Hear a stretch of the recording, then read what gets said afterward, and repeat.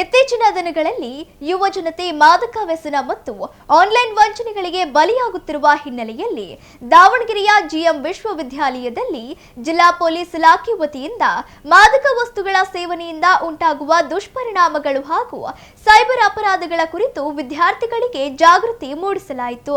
ನಗರದ ಜಿಎಂ ವಿಶ್ವವಿದ್ಯಾಲಯದ ಸಭಾಂಗಣದಲ್ಲಿ ನಡೆದ ಕಾರ್ಯಕ್ರಮದಲ್ಲಿ ಡಿವೈಎಸ್ಪಿ ಶರಣಬಸಪ್ಪ ಮಾತನಾಡಿ, ಮಾದಕ ವಸ್ತುಗಳ ವ್ಯಸನವು ವ್ಯಕ್ತಿಯ ಆರೋಗ್ಯ, ಕುಟುಂಬ ಮತ್ತು ಸಮಾಜದ ಮೇಲೆ ಗಂಭೀರ ಪರಿಣಾಮ ಬೀರುತ್ತದೆ. ಕ್ಷಣಿಕ ಸಂತೋಷಕ್ಕಾಗಿ ವ್ಯಸನಕ್ಕೆ ಒಳಗಾಗುವ ಯುವಕರು ತಮ್ಮ ಅಮೂಲ್ಯ ಜೀವನ ಮತ್ತು ಭವಿಷ್ಯವನ್ನು ಹಾಳು ಮಾಡಿಕೊಳ್ಳಬಾರದು.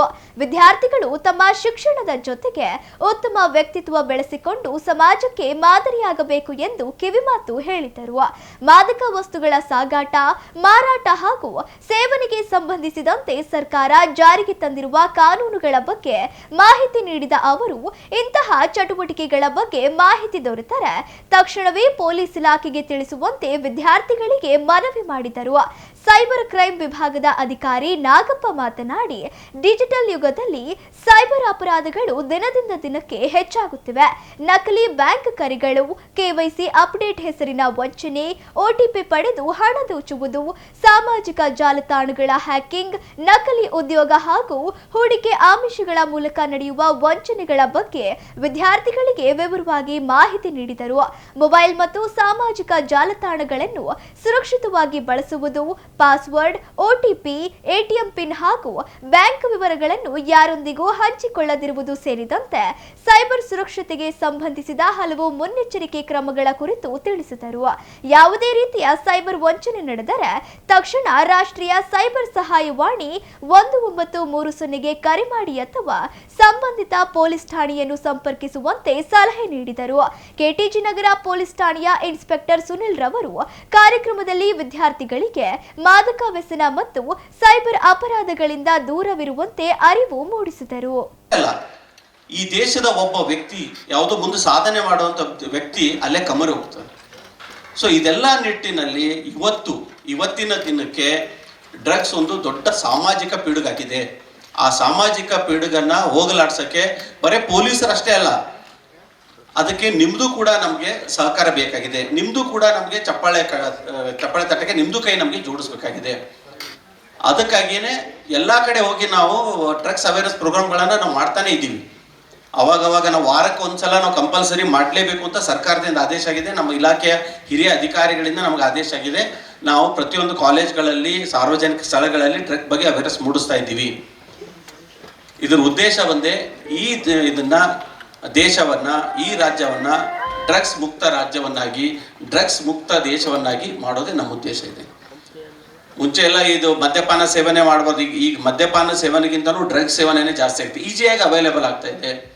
ಆಮೇಲೆ ಅದು ಜಾಸ್ತಿ ನಶೆ ಇರುತ್ತೆ, ಹಿಂಗಾಗಿ ಅದನ್ನ ಜಾಸ್ತಿ ಅಡಿಕ್ಷನ್ ಆಗ್ತದೆ. ಮತ್ತೆ ಒಂದ್ಸಲ ಏನಾದ್ರು ಅದಕ್ಕೆ ಅಡಿಕ್ಟ್ ಆದ್ರೆ, ಒಂದ್ಸಲ ನೋಡೋಣ ಅಂತ ನೀವು ಹೋದ್ರೆ ಅದರಿಂದ ಹೊರಗೆ ಬರೋದು ಬಹಳ ಕಷ್ಟ ಇದೆ. ದಯವಿಟ್ಟು ಅದನ್ನ ಅರ್ಥ ಮಾಡ್ಕೊಳ್ಳಿ. ಇವತ್ತು ನಾವು ಕೂಡ ಆ್ಯಕ್ಚುಲಿ ನಮ್ಮ SP ಸಾಹೇಬ್ ಬರಬೇಕಾಗಿತ್ತು. ಒಂದು ಯಾವುದೋ DC ಆಫೀಸಲ್ಲಿ ಒಂದು ಮೀಟಿಂಗ್ ಇದ್ದಿದ್ದಕ್ಕೆ SP ಸಾಹೇಬ್ ನನಗೆ ಮತ್ತೆ ನಮ್ಮ ಇನ್ಸ್ಪೆಕ್ಟರ್ ಆದಂಥ ಕೆಟಿಜಿ ನಗರ ಇನ್ಸ್ಪೆಕ್ಟರ್ ಇದ್ದಾರೆ, ಅವರು ಸುನೀಲ್ ಅಂತೇಳಿ, ಅವರು ನಮ್ಮ ಎಲ್ಲ ಇಲಾಖೆಯಲ್ಲೆಲ್ಲ ಅವರು ನಮ್ಮ ಸಿಬ್ಬಂದಿಯವರಿಗೂ ಕೂಡ ಅವರು ತರಬೇತಿಯನ್ನು ನೀಡ್ತಾರೆ ಈ ಡ್ರಗ್ಸ್ ಬಗ್ಗೆ. NDPS ಅಂತ, narcotic drugs and psychotropic substances act ಅಂತಾನೆ ಮಾಡಿದ್ದಾರೆ. ಆ ಆ್ಯಕ್ಟ್ ಬಗ್ಗೆ ಅವರು ಬಹಳ ಒಳ್ಳೆಯ ಪರಿಣಿತಿಯನ್ನು ಹೊಂದಿದ್ದಾರೆ. ಅವರು ಇವತ್ತು ಅದನ್ನ ತಮಗೆ ತಿಳಿಸ್ತಾ ಇರೋದು ಡ್ರಗ್ಸ್ ತಗೊಳ್ಳೋದ್ರಿಂದ ಏನಾಗುತ್ತೆ ಅಂತ.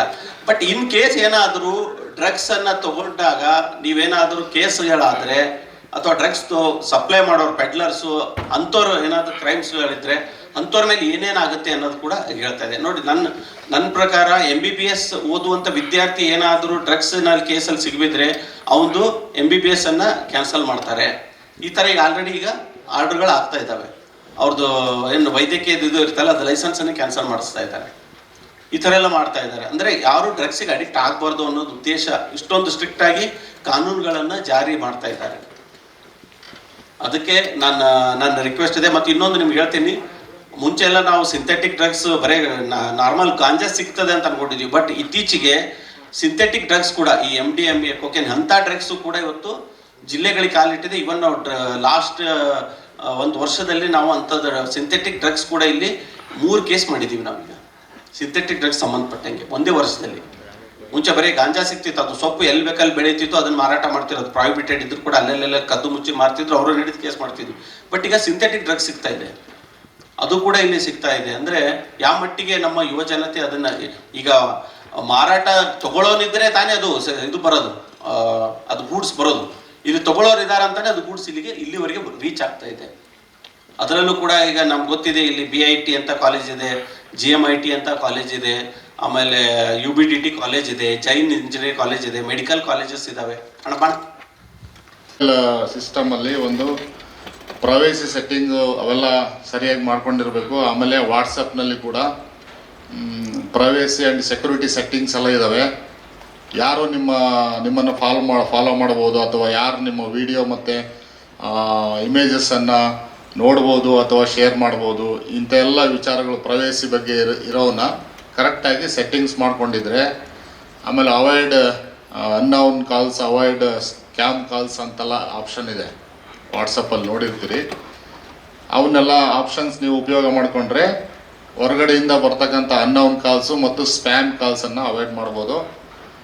ಆ ನಂತರ ಪದೇ ಪದೇ ಯಾವಾಗ ವಾಟ್ಸಪ್ ಮತ್ತು ಸೋಷಿಯಲ್ ಮೀಡಿಯಾ ಆ್ಯಪ್ಸ್ ಏನೋ ಅಪ್ಡೇಟ್ ಕೇಳ್ತವೆ, ಆವಾಗ ಫ್ರೀಕ್ವೆಂಟ್ಲಿ ಸಾಫ್ಟ್ವೇರನ್ನು ಅಪ್ಡೇಟ್ ಮಾಡ್ತಾ ಇರಬೇಕು.